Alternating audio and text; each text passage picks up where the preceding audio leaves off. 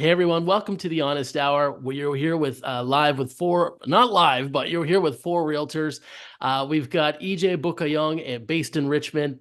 We've got Tyson Kliem coming to us from the Fraser Valley, Norm Hiller in Vancouver East, and I'm Christian B here in Burnaby.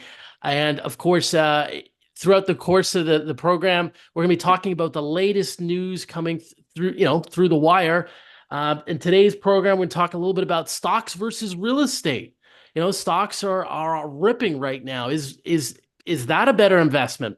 We're going to talk a little bit about the tax court ruling from the tax court of Canada, 13% on short-term rental properties, and we're going to be starting it off with a market update. Feel free to reach out to these gentlemen. Their contacts are in the show notes below. These are good guys. I know them personally, I know them professionally, and I can speak to the qualities of all of them. Okay, let's go ahead, gentlemen. Good to be back with you today. Okay, and let's go ahead and let's start us off with a market update because we had a real bump here in October. Yeah, so Tyson, if you don't mind pulling that up. Yep. We're right up. Here we go. So this is for the Greater Vancouver, and as the fall was actually fairly slow, and September was as well. But if you take a look, this is the stats for October for Greater Vancouver, and the title was Buyer Demand Surges in October. So it was definitely a bit busier. You can see that it was a 31.9% increase from last year of October 2023, but it was still 5.5% below the 10-year seasonal average. And then I think Tyson was going to go over the Fraser Yeah, absolutely. market. We've seen a surge here in the Fraser Valley, where they're saying, the Fraser Valley Board recorded 1,330 sales in October, up 35% from September and 37% year over year. So we can see that it seems like guys were leaving real estate winter here and starting to head into some warming territories. But would love to get your guys' input on this and what that looks like. Hey Tyson, quick question for you. What is that looking like on the ground out there in terms of when you're calling on listings and so on? Yeah, absolutely. So we have a few buyers out there looking right now, and a lot of accepted offers on properties. We're starting to notice that inventory is really being eaten up, and not as many new listings are coming to the market as much as ones are being eaten up. So I think we're starting to see now where the lines are going to start meeting pretty soon, and we're going to get ourselves back into a seller's market territory because in the Fraser Valley, we've been in buyer's market or just borderline around there. So interesting to see the changes in the tide coming. Hmm. EJ? Yeah, it is kind of interesting because I got a listing out in the Fraser Valley and some listings over here in Greater Vancouver area, and some of the listings that have been a bit stale for the past few months are starting to get quite a bit of calls, which is very interesting. Usually it was maybe one or two inquiries per week, and now you're starting to see like 5 to 10 and people wanting to show when it was almost sitting for a while. So it's very interesting, and just as what Tyson kind of mentioned, some of these places that for buyers, when we were looking like, oh, this place is like 50 days on the market, let's go have a look. And you give them a call and they're like, oh, we just got an accepted offer, which is very interesting. And that wasn't to do with a price reduction or anything like that. They were just on the market for 50 days. And all of a sudden they're getting an accepted offer this past week. So it's very interesting. And another thing that's interesting as well is the amount of conversations that I'm having as well, where past clients and people are talking about possibly making a move when these past few months it really has been very slow and no one has been really talking about real estate. So very interesting, and it could be a sign that things may be kind of changing and picking up here. Hmm. Norm? Yeah, I'm seeing a lot more activity. I'm seeing a few multiple offers here and there, but we're not seeing the speculative, foolish way out of left field offers like we have been in, exponentially growing markets.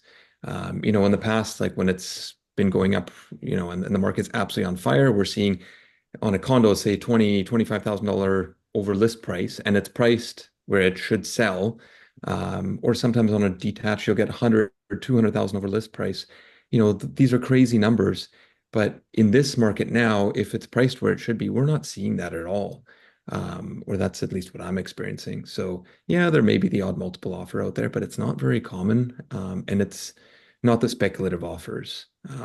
There's still a lot of inventory. I find it's still a fairly balanced market, but it's definitely a lot busier now than it has been. And it'll be interesting to see what happens here because it's November, December, days are going to get shorter, closer to Christmas. I think it's going to stay steady but slow down a little bit. But it'll be interesting to see what happens next year as well. Mm.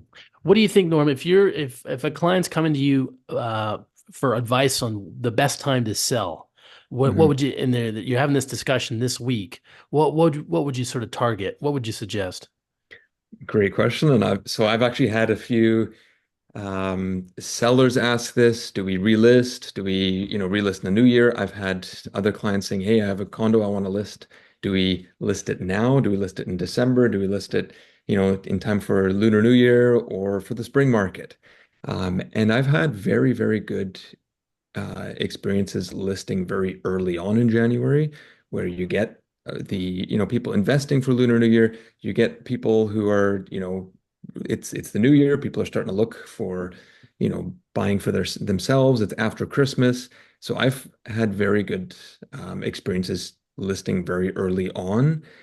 But I have also seen a bit of a lull, for 2, 3 weeks after that, in preparation for the spring market again.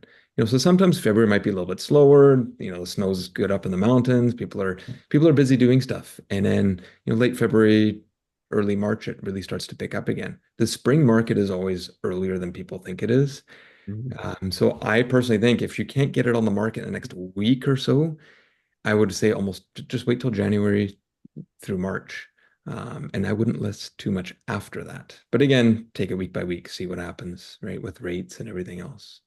Yeah, yeah, I totally agree with you because I had this conversation with a seller as well, and I said I wouldn't list now. November and December are the off season for real estate, and this is when people go away for holidays, and they're thinking about other things. And what you do is you come back sort of 2, 3 weeks into January, Mhm. right? And you've got, like you said, Chinese New Year. People are in a good mood. It's just the New Year anyway. Mhm. New Year's resolutions. Hey, honey, let's go and upsize this year. Let's do something. And I think that's a much better time. Plus, you're going to have the benefit of having probably one more interest rate cut Mhm. between now and the end of January, right? Coming up in I Yeah. think the second week of December. So if that's another 25 basis points, maybe 50, but at least 25, it looks like it starts to look a lot better. Mhm. And on that note, in terms of the activity levels, what I've seen, same sort of thing as you guys are seeing. I had a listing that I was carrying in West Coquitlam. First month it was listed. I think I had one request for a viewing, and just before here, we did eventually take it off the market. It's probably just going to work to the seller's best interest to relist it, 18 months from now in a much stronger seller's market. But we're getting about 3 to 4 viewing requests towards the end on a weekly basis. So definitely picking up. Now we had reduced the price as well. So, but I same mean, thing. how I much? called here oh, go ahead, Norm. Do you mind me asking how much we've reduced the price? Yeah. We came from 829 to 769 for a 2 bed, 2 bath, new air conditioned, close to the SkyTrain and everything. The drawback here was we're just too close to the highway. And Mhm. that was what putting people off. But I think in a normal market, that should be an $800,000 condo. If it's a brand new building, you got shopping right. It's literally a 2 minute walk from the base of the tower. But I'm finding the same thing. Like I was calling other Burnaby listings last night for clients, and I called one a half duplex listed around $2 million, and they've got an accepted offer subject to sale.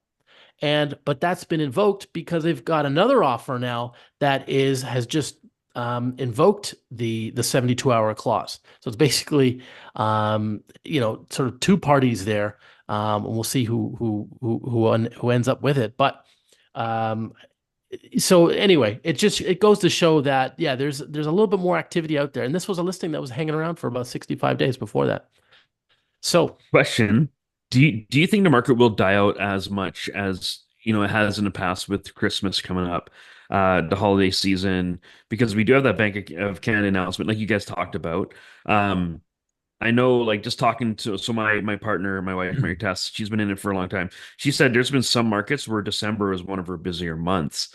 Do you think there could be the environment right now where you're trying to get some early adopters who are scared of getting caught up in the frenzy of spring market who want to jump in December? Or Yeah, I think it's a good question. What's interesting is we kind of talked about this before is, our market's very sensitive to the news on what's kind of the overall sentiment. And from my understanding, we haven't seen kind of headlines like this from the stats for October, where it kind of said a bit like, oh, hey, you know what? Things are picking up. And if November stats come out again that says it's busy again and it's picked up again, what happens to the news and what happens to market sentiment again for people. So that could get some people to be like, hey, you know what? It might be a good time if you're a first-time home buyer or to make a move in December because it is traditionally slower and it could be a busier in that regard. yeah, yeah.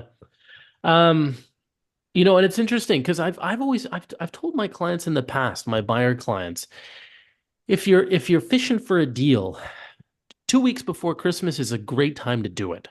Because Mhm. anybody who lists in December really must have to sell, no? Mhm. for Absolutely. yeah, for a good part of it, they're motivated. You usually get your most motivated sellers at that time, right? Exactly, exactly. And I've always thought, I mean, when we bought our first place, we bought it literally, I think it was January the 2nd. We were the last week of December. We're out there looking for places and we ended up getting a great deal on it. There was nobody else out there. It was just us Mhm. it worked out. So I think you guys are right. Like if you get ahead of the frenzy, you can do yourself okay. And if you're getting a variable interest rate mortgage, I mean, you're gonna take the rate, you're gonna follow it down anyway. So you're not losing out in that way. Yeah. Okay, gentlemen, shall we move on? Michelle. Okay. I'm meeting a lot of buyers these days, especially at open houses, that tell me that their stock portfolio is just doing wonderful, wonderful. And why even bother with real estate, guys? I mean, and I was playing around with some numbers here. I went online and I'm just gonna um, read it out to you here. The market is up in 2023. I'm talking about the S&P 500 here on the New York Stock Exchange. So the 500 biggest companies in America, publicly listed, was up 24% in 2023. It is up 25% right now. So what does that mean for dollars, for money math here? And I had an example.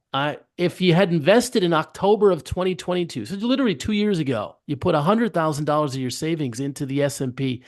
Inflation adjusted, you've got 151,000 in that index fund And that's when you put it in how long ago? 2 years ago. Wow. Yeah, yeah, it's been ripping all right. The issue I have with this is, I think there's some serious recency bias, and that is that if people just started investing in the last 24 months or even the last 3, 4 years, yeah, you've had some awesome returns, but it isn't always like this. And I'm just kind of wondering what the conversations would be like that you would have with people who might say, I don't see the value in it. I can make more in the stock market. I see a lot of people with money who would be buying a condo to invest in or a townhouse to, invest in and rent it out. I don't see that anymore. But having said that, I also don't see people dumping in 100, 300,000 or whatever into stocks either. Maybe they did a year ago or so.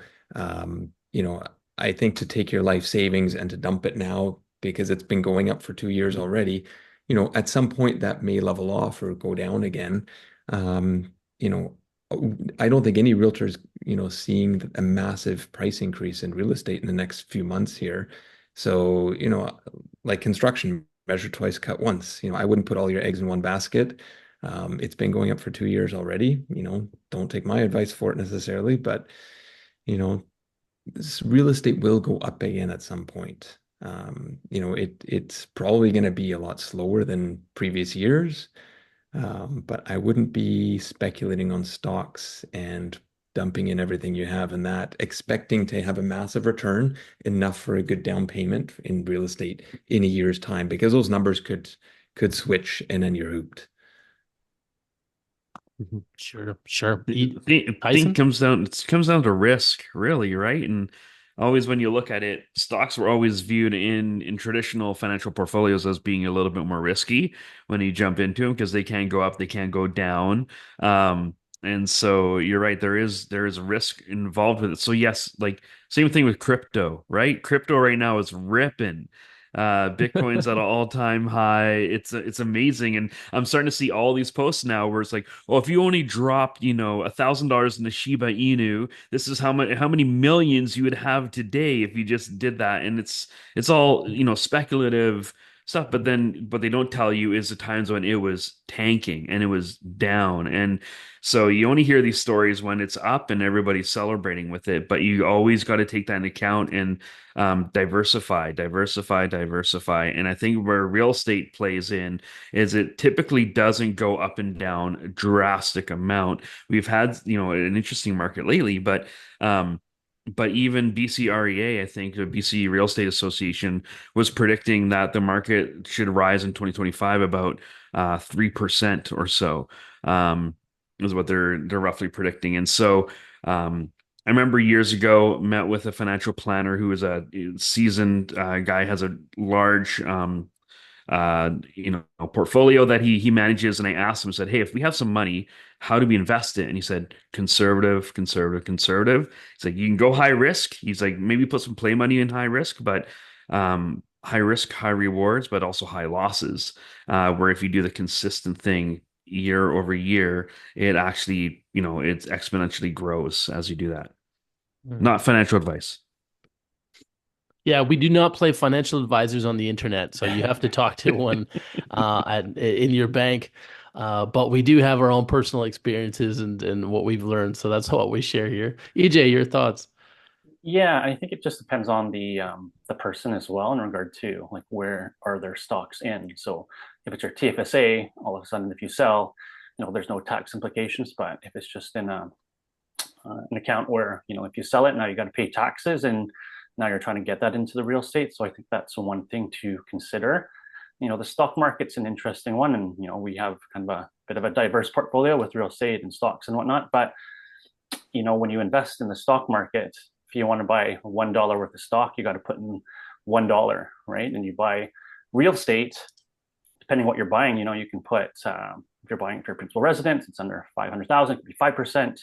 And then you get the benefit off the total purchase price of the property. So there's definitely some benefits to buying real estate. It's just that barrier to entry to kind of get in. So, and if that person who owns a lot of stock, what are they doing? Are they renting, or do they currently own already? So I always kind of let people know is, if you have the means to buy instead of renting, it may be a better option to get a principal residence and use your principal residence as a place to live, but also a way to hopefully make some money as an investment as well. So I think that's another thing to kind of think about. Sure. Yeah, and just taking your example a bit further, like if you had $100 and you put it into stocks and it goes up 10%, you've made a 10% return. But with, like you're saying, with real estate, you put $100, you don't need to put $100 of your own money. Sometimes you put as little as $5 of your own money, 5% down payment, and then the bank's giving you the rest. So if it goes up $5, I mean, you actually have a cash on cash 100% return. Right. Mm-hmm. And I think even for the longest part of my life, I didn't realize that. And then, and I recall reading somewhere that 94% of self-made millionaires in the lower mainland, the way they got there is they bought a home and they paid it off over the years. They went about their lives and their careers and they raised their family.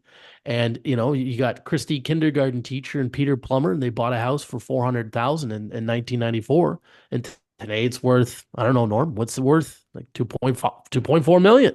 And they have no mortgage on it.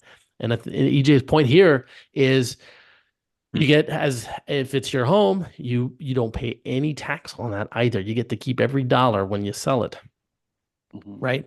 Capital gains principal exemption. Yeah, and then one other thing I'd like to kind of note is also when you're investing, whether it's in stocks or real estate, it's also your entry point. So, you don't always want to try to buy at the top because, that's where it can be, could go down basically. So all the people who bought stocks when the market kind of came down during COVID or whatnot, everybody's like, sell, sell, sell. I don't know what's happening.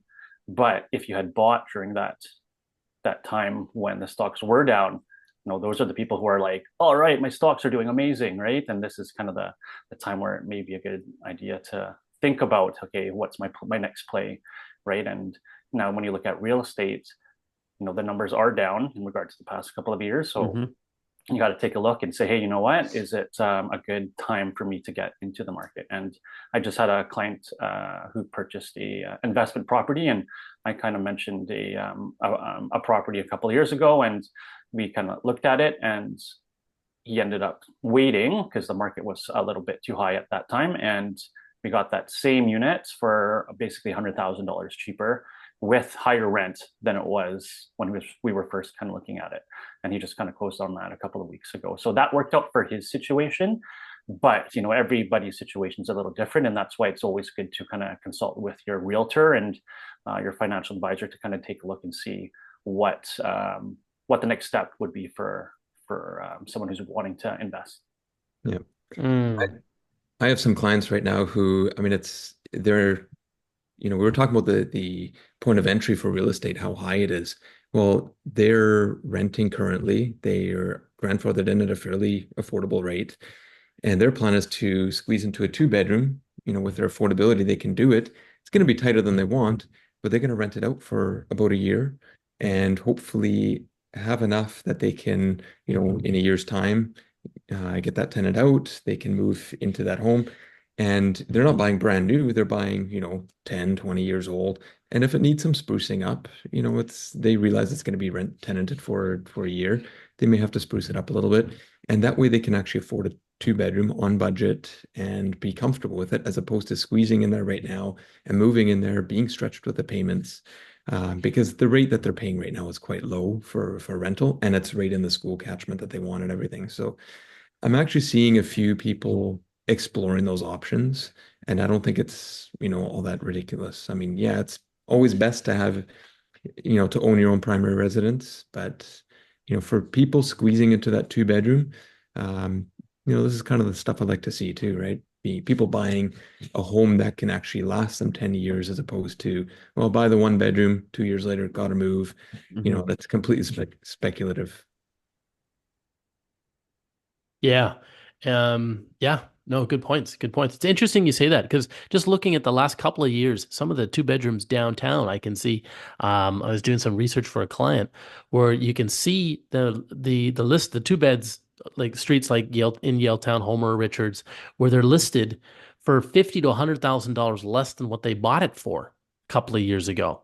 So, real estate is at this point right now, it's leveled off. We haven't seen a price jump. I recall some many years ago going to a seminar where this real estate guru came to town, and he was saying every 1 out of every 5 to 8 years, there's a real estate boom. And in bigger markets like Vancouver and Toronto, and it may be flat for 8 years, quiet. We had that period in sort of the early 2000s here. And then all of a sudden, Olympics, and boom, you get a year where it's up, like some of these 20-teen years where it was up 27% in a single year. If you're in the market, you're loving it. Of course, if you're sitting on the sidelines, it gets out of reach. Yeah. Now, by the way, coming full circle on this stock discussion, I gave you the last couple of year returns, which were awesome.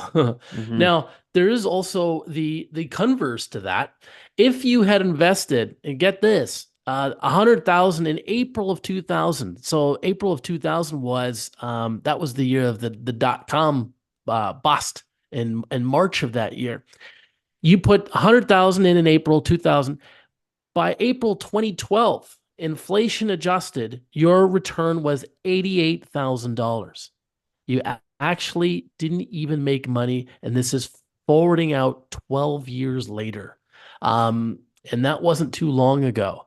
And that was, of course, because we had the 2000 were a terrible time for stocks. And then, of course, we had the '08 financial crisis. So I find that it just depends on when people invest. I had a friend back in Toronto who I think he put some money in around '07 and then, kind of got his ass handed to him, right? Because the market up in '08, he was good natured about it, but he's like, anytime you talk about stock, even just index funds, he's like, no. And I'm like, it's not, we don't want to go to the other extreme either, right? But I don't know if you have any final thoughts on that, guys. Well, it's funny because I think in the middle of '08, like if you bought in 2007 and in '08, you're looking at it going, shoot, did I just make the worst decision of my life? But you wait, and the great thing with what we find with real estate is that you wait a couple of years, and all of a sudden you see where you pass that point of what you purchased at. And even I was just looking back at the stats here for the Fraser Valley, and we are up significantly from 3 years ago, even though it feels like it's a down market. Majority of, like, if you look at detached properties right now, the 3 year, you're up around 7%, from then. So that'll be what, 2021, when we were kind of in that way. So yeah, in no way are we with that, but I think the longer you wait out, the more that you'll see that growth in that.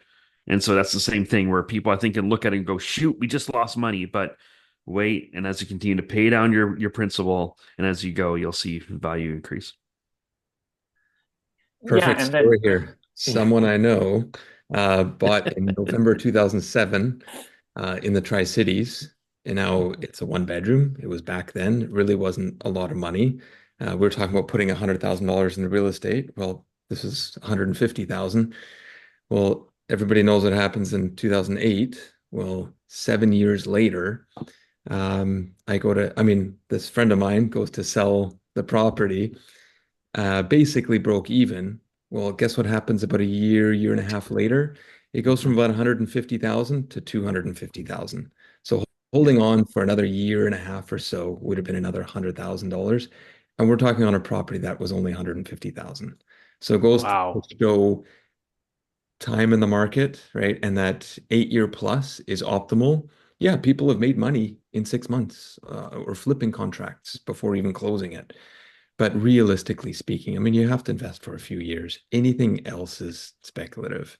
And I mean, you know, even the people who lost money, they could take their equity out, buy something else, and that goes up, right? But I mean, I tell everybody, buy for as long of term as possible.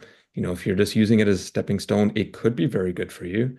But I've had a few clients recently who have squeezed into the two bedroom, knowing that rates are most likely coming down. Anywhere from about 4 or 5 months ago till now, I've had quite a few buyers who think they can only buy a one bedroom or one bedroom and den, and they make it into a two bedroom. Now, it's not a brand new property, but this is a home that they're excited about, can live in for 10, 15 years. Who knows what happens, right? So I highly, highly recommend it if people can pull it off. Sure. Sorry, I just want to kind of add something there is, another thing with real estate compared to stocks is, with stocks, when it's down, you hear the news or like everyone's like sell, sell, sell, and you just call your broker, and if you're direct investing, you log in, you're just like click, and you're just sold. But with real estate, when the market's down, especially if you're in your principal residence, and they're like the market's down, you're like, all right, well, I'm here, I'm in my house, I got to go to work, right? Like, so it's not as easy of just people panicking, selling at a loss. Like, what do I do now? Like, you need somewhere to live. As long as you are, I always let people know through real estate when they're buying, like it's a long-term hold. As long as you can make your payments and you plan to live there long-term, then you should come out pretty well. Got it.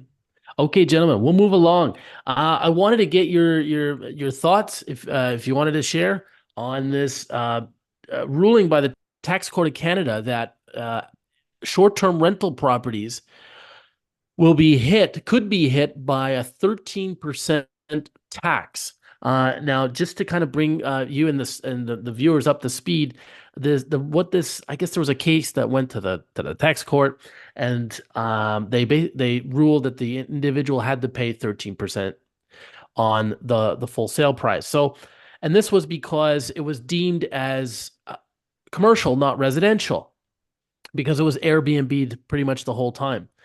And what this amounts to is you imagine someone, Bob and Susan, they buy a condo several years ago in downtown Vancouver in an Airbnb friendly building, thinking they'll make a little bit of extra money doing it. And they buy it for 900,000. They sell it, let's say 4 years later for $100,000. They're going to have to pay $130,000 in tax. So that's taking them down to below what they paid for it. Um, that's significant.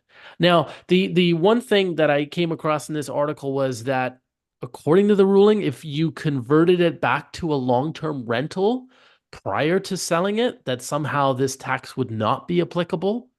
I would think they would probably do something to close that loophole. But just sort of your initial thoughts. I mean, there's not a lot of people really Airbnb-ing these days. There's so few stratas that let you do it anyway. I just think that this would be heavy-handed on the part of our federal government to apply a 13% tax. I mean, it just seems Well, like it would ruin people. is I the think the tax number one, on, sorry, really quick, is it tax on the full price or just on the lift? Full price. Oh man, yeah. I think the number one thing is go talk to a tax professional. That's obvious.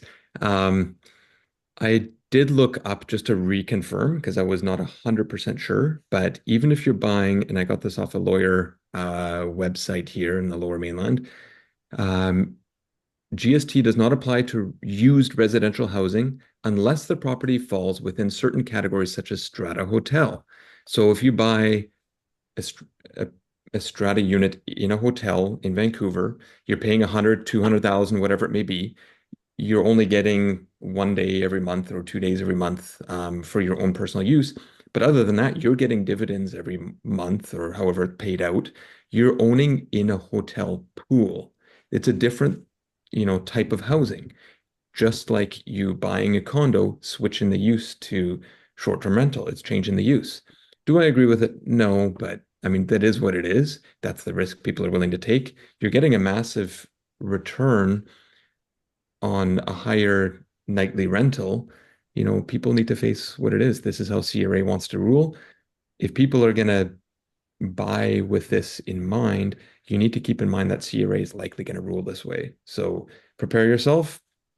If you want to buy with this risk, maybe hold on to it for longer, get that nightly return over 10 years instead of 5 years. So if you're paying GST on it, well, it is what it is. At least you're realizing a good return over all those years of nightly rentals and you've made your money. That's my 2 cents. Hmm. EJ, Tyson, any thoughts? Yeah, I mean, I just think that's been a tough market these last little while with kind of all the changes with the Airbnbs and whatnot. So I can understand that the government wants to do stuff to kind of change things up and try to, get these Airbnbs away so there's more long-term housing for renters who want long-term. But, that's some big changes that kind of came out of nowhere. And, people, they invest in real estate and they look at their numbers and they're like, okay, this is my 3 or 5 year plan. And I'm sure all these people were not thinking about this being even possible. So yeah, it's gonna be a big, it can be a big hit for sure. Feel like the hotel industry is just rubbing their hands together right now and just they're drooling because already with a lot of the anti-Airbnb rulings that have been out there and restrictions that the government's placed on. I don't know if any of you have booked a hotel recently, but I feel like it's over doubled in price than what it was even a couple of years ago. Um, and just look at that and go, okay, how is this helpful for the consumer? And so I think, I understand the reasoning behind it because they want to continue to free up more supply. But the thing is I think in this kind of market. We need more investment into it to build more product because looking at it right now, I think we're at a low. I don't know how long low is, whether it's 10-year or whatnot, but for new house starts in Canada and applications that are going in, I hear that we're actually very low for it. So they're doing everything to quash demand, yet they place these lofty building targets. But if they don't make it a economical, viable environment, then they're setting things up for failure completely. And so I feel like this would set things up for failure. And the hotel industry is just kind of looking at this and going, okay, well, we can tack our prices up another 10, 15, 20%. Tyson, the hotel industry has you over a barrel, my friend. Yes, they do. They do. When the government banned Airbnb with one stroke Oh, of the yeah. pen, they wiped out 17,000 short-term rentals in the province of BC. That's according to the government website, the Yeah. provincial government here in BC. And that meant you had 17,000 less options. And as well as your friends, your family, your cousins coming to visit you here in the lower mainland. So I gotta imagine the hotels gotta be loving this. And I was looking at some of the price points in the last few months, and it was, $500-600 a night at a lot of Mhm. hotels. 400-450, and I didn't factor any taxes. It was just the advertised price online. So yeah, it's a huge win for the hotel industry. You kind of get the feeling that the government really only wants you to own one home. And that's all you need. And we don't want anybody else buying more than that. And it just kind of, I don't know how you feel about that. Like, what if they came out with a tax that said, you only need one car per family, second car taxed at $5,000 a year. Take transit. Now, being a little bit facetious here and rhetorical, but you kind of wonder if that's the way it's going. It Yeah. seems like it, right? Seems like a lot of free enterprise is being taken out with regulation and taxation and all that. And if you just look at, you talk to any economist out there and say Canada is not a ripe environment and not a great environment for investing right now, which is difficult and tough. And so when you're stuck here and trying to figure out how can I continue to build generational wealth for my family and that stuff, it makes it difficult. Now, it's not investing on the same level, but I wonder if we're going to see more people buying a camper and renting it out on a nightly basis on Marketplace or a rooftop tent. Like we're seeing I so see many it. rooftop tents I've seen everywhere. it. Yeah. Because you Where know do you what? see it? It's a pretty low point of entry. I mean, you're spending, $1,000 to $5,000 for rooftop tent or, $5,000 to $100,000 for a camper, and you can rent that out on a nightly basis. I mean, there's nothing stopping you from doing that yet. But again, time will tell. Norm, See we the got to thing, talk after the show. I but the thing need is your help the with that. it's the unintended consequences when you make these kind of rulings. For example, a lot of my friends out here, they have young kids and they play hockey and they travel for hockey tournaments into the Okanagan. Well, a lot of the Airbnbs have been ruled out in the Okanagan, where they have a family of five, maybe six people, four kids, two parents, and they got to go as a family up to the Okanagan for their kids' hockey tournament.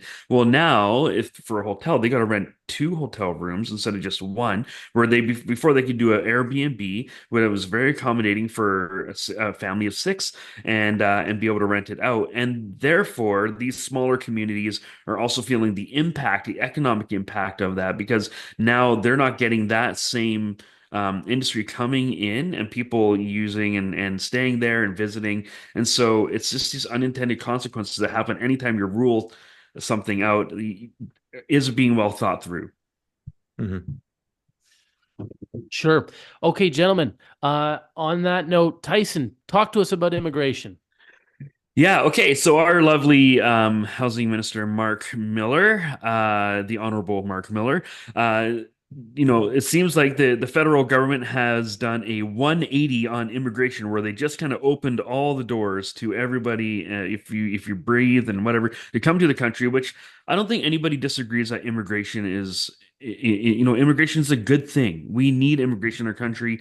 I can say that all of us here are a result of immigrant parents who've come in from other places in the world to settle in Canada for greener pastures. Well, the federal government reduced their targets now. They've reduced, it says immigration level plans or levels plan is expected to result in a marginal population decline of 0.2% in both 2025, 2026, before returning to a population growth of 0.8% in 2027. So basically, it means that we're reducing our immigration targets for permanent residents in 2025, 2026 will mean a declining population for Canada, and then they will kind of turn about face a little bit. But this is, again, in my mind, a very reactionary ruling because they're looking at the polls going, okay, the public outcry from so many different sectors saying we have way too many people too quickly. Now we need to reverse it. But the problem is are they penduluming? Is that a word? Is that a whatever? The pendulum's swinging, is it swinging too far? Is it not? How, I want to get your guys' take on this with immigration and Tyson, just to confirm here, the numbers were so they're going to be allowing they're coming from 500,000 new entrants into yep. Canada to 395,000 In 2025, yeah, and then 500,000 to 380 in 2026 with a target of 365,000 permanent residents in 2027. Okay, I think a lot of people watching might say, why should I care? How does that impact me, Joe BC? It's a great question. What do you guys think? Well, let's be honest, where are all these people going? They're not going to Winnipeg or anything like that. They're going to Toronto, Vancouver, yeah, maybe a few into Quebec, but they're pretty much all going to Toronto and Vancouver and surrounding areas. So we're going to be competing with more people. We don't have the infrastructure here. We already have a housing shortage. So supply and demand, we're going to feel it. We're going to be affected. So I think it was very ambitious, the amount of immigration that we had for over the last few years. But we're seeing it everywhere. Like we just do not have the infrastructure for it. Do you think that now this is a macroeconomic, kind of question or whatnot, but will this thrust Canada into a recession, seeing how the thing that's really carried our economy through the last couple of years has been that we've had these large immigration numbers, which is somewhat inflated the GDP is what they're saying on that level. How I look at it too is rents. I think they're trying to do this to really help with rent in a lot of markets, right? To try and cool the rental market. Um, but I don't see it yet fully fixing the problem, but I'm not sure. Christian, got thoughts? Well, I don't know what it means for the economy. I think what it means at a local level is that if we have less temporary foreign workers, for example, there's less workers to get into the workforce. So I was listening to a restaurateur describing this, and he said, "Sure, if you're okay paying $40 for a hamburger and fries, that's fine." And I think a lot of them, they're now, in addition to these immigration numbers, I think they're also putting on requiring that temporary foreign workers be paid a lot more than Canadians and permanent residents. And I think, let's face it, a lot of PRs and Canadians don't go and work in the restaurant industry or in the hospitality industry. And temporary foreign workers, that's how a lot of them get their start here. And I think that it makes it cheaper for us, right? To go to a restaurant and so on. I don't, yeah, I think that and we probably won't see the effects for some time. I mean, I know that we've seen a lot of what Norm's point is, and about the infrastructure not being able to keep up. Like, for example, just medical services. There's not enough doctors. There's a doctor's office about an 8-minute drive from where I live, and a couple of times in the last month, I've seen a sign that says we have no doctors available. Where are the doctors? I guess maybe other medical offices.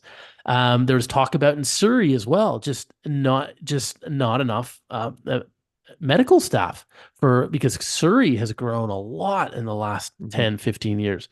So yeah, I think, I mean, all good points. I mean, of course, the way we see it in real estate is when you have a lot more people here, rents tend to, it puts pressure on rents, right? And eventually it pushes pressure on prices too. Yeah, and what's also kind of interesting is that, I think, what was it, 2025, 2026, you said, Tyson, that it was Yeah. going to be less people kind of coming, just, yeah, it is what it is. And then, but what's also kind of happening at the level right now because of the cost to build and with interest rates that builders aren't building and they're kind of stalling some projects as well. So when that immigration picks back up again, and I think what would you say, 2027 or 2028 over there? I read something I think I saw it on Twitter that was saying a bunch of housing starts and developments aren't going to continue with their new builds at this point. So there's actually possibly going to be a shortage around that 2028 level where all those kind of pre-sales and new development that were going to be built because of the current environments that we're currently in with the interest rates and whatnot. They just can't, it's not viable for them. So we're actually going to be even in more of a shortage for housing Yes. later on. Yes, and that's everything that I'm reading when it comes to real estate is exactly that, EJ, is that we're going to have another crunch, another squeeze coming up here in around 2027 or so. You know, and you see this, guys, in various fashions. Like in the development industry, there was an article about Anthem, one of the bigger developers, and it was an interesting article because they were going to build it. They're planning to build this project called Citizen. It's right across from Metrotown, and it was supposed to be two towers, 33 stories each, and after about a year in the approvals process, the city came back to them. And said, "Sorry, guys, we actually need to have a larger pedestrian walkway here. Just in keeping with the designs for the neighborhood. You're going to have to put all of this into one tower." And so what this meant is they have to now rent a different construction crane. They have to order more concrete. And of course, even just the change in the windows cost them extra $2 million.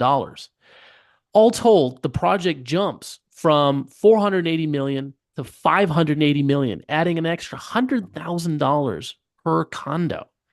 And I mean, that's the kind of stuff. Now, the city of Burnaby there wasn't being difficult. It was just apparently just got missed, at least reading from the tone of the article. But I know that a lot of other cities can be quite difficult. You know, the city planner will come back, or the city staff will come back and say, "Look, you know, we want a coffee shop at the base." And, you know, actually it's quite difficult for the architects. They got to go back, redesign everything. You know, you've got holding costs. According to the article, Anthem's holding costs on this are $150,000 to $300,000 per month. Yikes. That was their estimated prior to the interest rate increase. So you can see how these costs can jump. The construction crane, I mean, these things can cost $20,000, $30,000 a month to rent. It's very specialized equipment. So, you know, I'm just kind of, yeah, again, going off of what I read in the article, but um, it's an example of if we don't get product on the market Hmm. fast enough, not only are there not enough homes, the actual product ends up being a lot more expensive too. And who does that cost get passed on to? The consumer, right? And that's where it's yeah, it's harmful for that, and that's where it becomes difficult. Yeah. Guys, why don't we finish the discussion here with regrets? I've come across a few folks who have mentioned I had a discussion with someone, very, very nice person, and you know, I think she was being a little hard on herself, and she was saying, you know, she regrets not buying real estate. And I said, well, you know, that's okay. Like, tell me a little bit more about that. She said, regrets not buying in 2008. I said, 2008? Oh my God, like that's a long time ago. That's 16 years ago. I mean, you know, and I kind of said to her, look, you don't have to be so hard on yourself. Like, no one expects you to buy real estate when, you know, when you graduate from high school. Um, it's, uh, you know, I kind of want to get your thoughts on this. I mean, why not regret buying in 2012 or 2016 or 2020? What are your thoughts in terms of, and how do you handle conversations like this? Sure, it would have been great if I bought in 2006 instead of 2007. But you know what? It is what it is. Move on. You can't change the past, right? I took equity out, put it into something else that went up. It is what it is. You can't cry over spilled milk. I mean, you're gonna, you know, pick it up and drink it. No, it is what it is. You can't feel sorry for yourself forever. I mean, even between siblings, if an older sibling is 3 years older, they got into the market 3 years earlier, they could be laughing, right? Timing does make a big difference, but there's no point in feeling sorry for yourself 16 years later. You got to look forward. You can only change things that are happening today or happening in the future by setting goals, being motivated, working harder. You can't change the past. So, yeah, you can have some regret, but don't let it rule your life.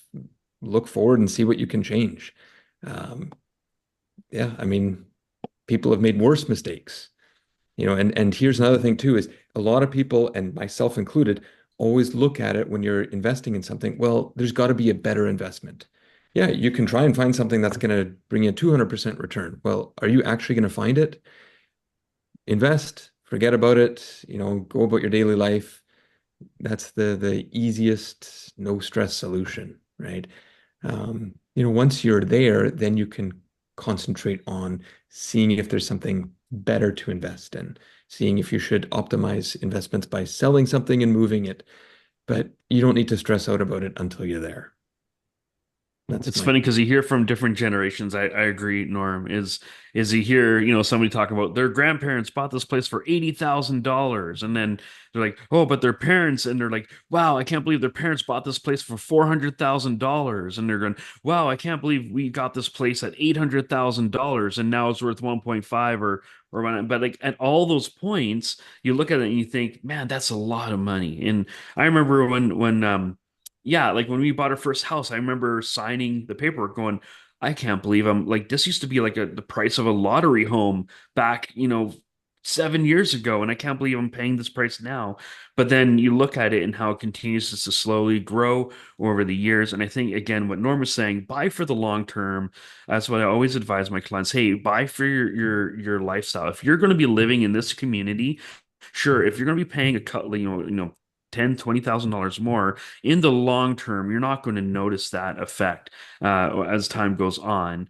And again, principal residence is just continue to be thinking about what is best for you. Don't think about necessarily making that gain right away. You can't just, flipping properties. You can if you do it in the right way, but that's a really risky thing to do. But rather just move on to long-term effect. Like Norm said, set it and forget it. And yeah. Here's a good story. My mom was a realtor as well, and she had a client who he was uh, determined to buy a property all cash. He worked his butt off, just worked, worked, worked, worked, worked, kept saving his down payment, and he was almost there. Well, fast forward every year, it just like he saves more, but the values go up. I don't remember how many years it was till he bought or if he ever bought, but it reminds me too of leading up to '07 when I bought. Proportionally, I couldn't even save up a down payment fast enough compared to how fast the market went up. So you're going to be in this hamster wheel, and that poor guy, I mean, just trying to save up and not have a mortgage. I mean, I'm sure he looked back and thought that was foolish too. I mean, it's a great goal to have, but it's literally impossible nowadays. Never mind proportionally trying to save the down payment versus how fast properties in the past have gone up. So yeah, I mean, use the leverage, buy something that you can afford, and forget about it. Yeah, I think what Norm just said at the very end there about buying what you can, basically, if you have the means to kind of do it, doesn't kind of really matter when the market is. It's just if you're going to hold it long term, whether it's a bad market or a really hot market, if you can get in, then it's probably good to try to get in, especially if you're renting, right? Sometimes there's well, not sometimes, but there's a good portion of people out there who can't buy because of the cost to kind of get in there. But you don't have to buy real estate to be happy, right? Like you can't beat Yeah. yourself up because you haven't a bought real estate. So yeah, I know it's kind of tough if you if you're renting and you want to try to get into the market. But yeah, you can't beat yourself up to buying something that was like 16 years ago kind of thing, right? You're just gonna, yeah, you're gonna feel that every day when you just hear all the news of how expensive everything kind of is. It's kind of, it is what it is, and just try to enjoy life and make the best out of your situation. Yeah. And I think it's good to have a long-term perspective too when you're in the negotiation to buy a home. I recall a meeting with a gentleman a number of years ago, and I think he said that his family was close to buying something in Maple Ridge. It was a detached house, probably around the time we hosted the Olympics. And I guess they were going back and forth in offers, and they were about 5K apart, and they walked away. And 450,000. And how much do you think that home's worth today?